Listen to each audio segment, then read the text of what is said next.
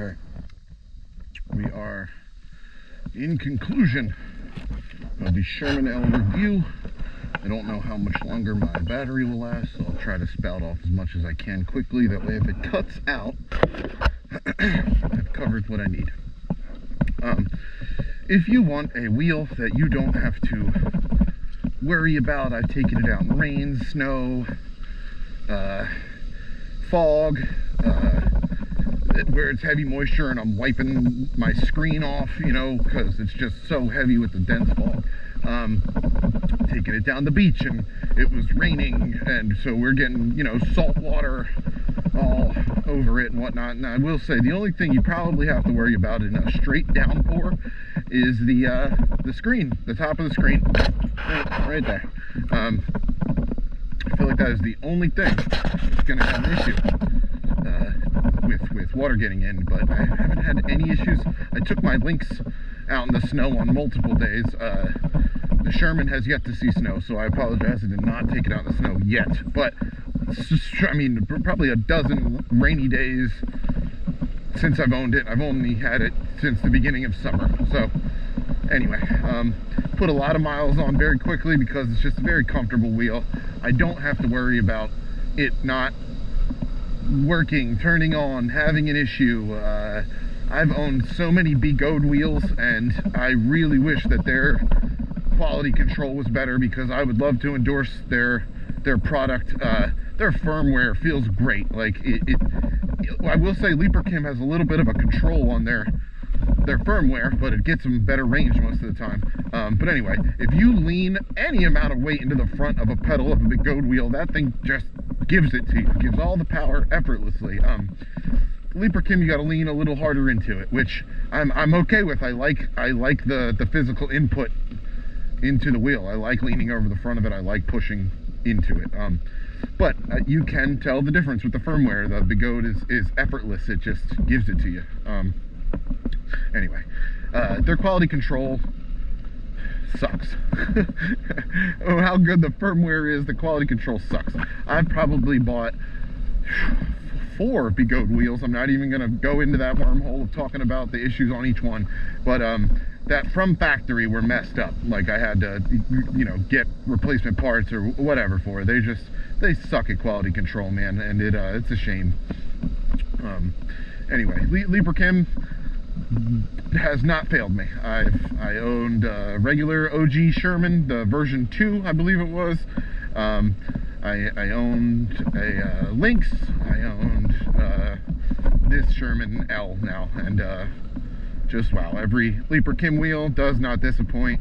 I will say that I am a LeaperKim fanboy all the way because of the results. I mean, I don't like not being able to ride because a wheel has something wrong with it and me having to wait to get it fixed, because I suck at fixing stuff. So I have to now drive up to, you know, Paul in New York to get it fixed, or have him come down. But either way, there's a wait time. So that is traditionally why I bought multiple wheels. That way if one went down, I still could ride. But with LeaperKim, I have never been let down. The Lynx, I now have 2,000 miles on. Like I said, I'll post a review, but just nothing wrong with it. Like I've ridden the shit out of that thing. I've really beat it up, and nothing wrong with it. No squeaks, no squeals.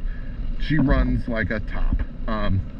So yeah, LeaperKim fanboy because of the earned trust from them. I will say that I get my wheels now from Paul at Mono Rides, because I'd rather support him, and he's awesome. He always gives you, you know, great deal. Hit up Paul at you know, Mono Rides. He's got an Instagram, Facebook, all that good stuff.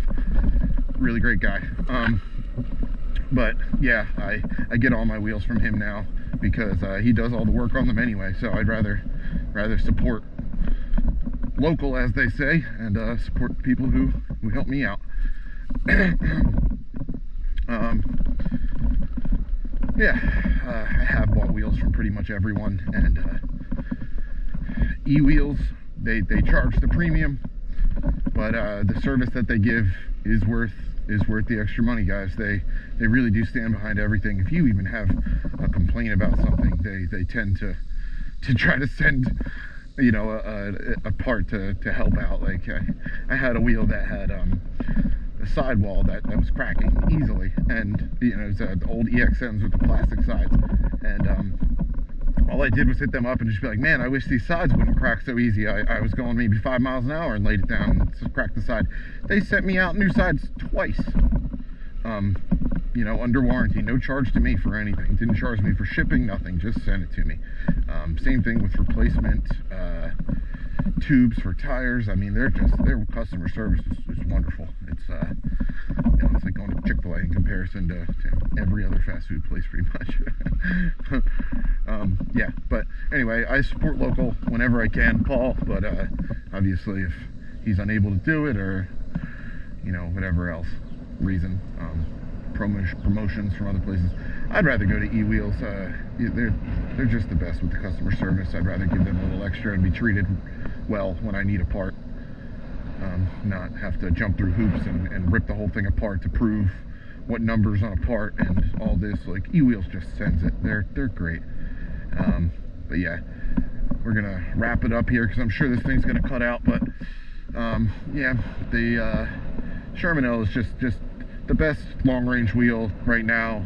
The eucs might be able to compete for the people that truly like long rides that are just hitting all roads and hard-packed trail. But if you're hitting any off-road, anything, the 103-pound Sherman L is still wonderful. It still handles off-road great. I know for a fact that once you start getting up into the 120-something pound range, that it's going to start pushing and displacing too much dirt down those trails. But sorry, the wind, guys, it's blowing down the road pretty hard, so I hope you can hear me. I'm trying to talk loud and project here, but you know. Yeah, it's my current favorite wheel. The company's great, the wheel's great,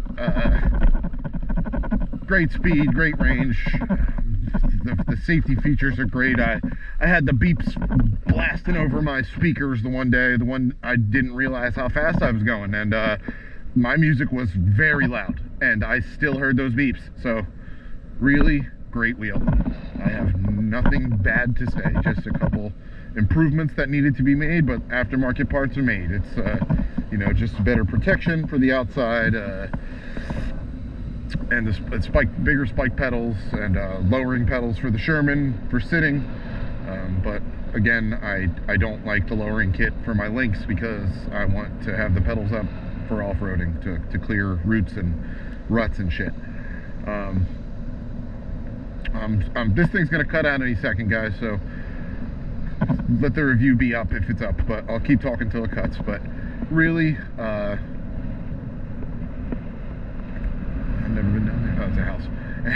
Anyway, the way that this thing handles compared to the Lynx with the lower pedals is night and day. I will say, you can easily tell the difference with how I have to steer the wheel just because of that little bit of lowering. So it is worth it if you're having a hard time seated riding on the Lynx and that's what you want. But again, my Lynx is my trail wheel. I want those pedals up high, so I'm scraping and clipping the least amount of possible when I'm trying to turn sharp and clear ruts and roots.